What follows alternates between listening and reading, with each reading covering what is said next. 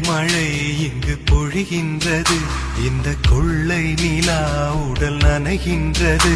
இங்கு சொல்லாத இடம் கூட குளிர்கின்றது.